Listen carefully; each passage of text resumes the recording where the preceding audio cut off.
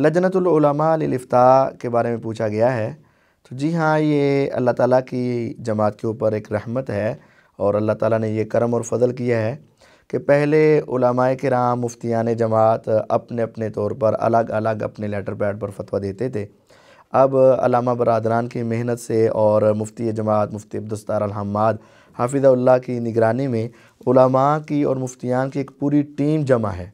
तो आवाम को चाहिए कि किसी मसले के अंदर कोई रहनुमाई लेनी हो तो इस जमात के साथ रब्ता करें, इनके साथ ताल्लुक़ जोड़ें और आपको अरबी में, उर्दू में, इंग्लिश में, यूनिकोड और PDF वगैरह तमाम ज़राए से आपको अल्हम्दुलिल्लाह मुफ्तियों की एक पूरी जमात और उनके पूरे एतमाद के साथ आपको दलाइल के साथ हर फतवे में शरई रहनुमाई मिल जाएगी।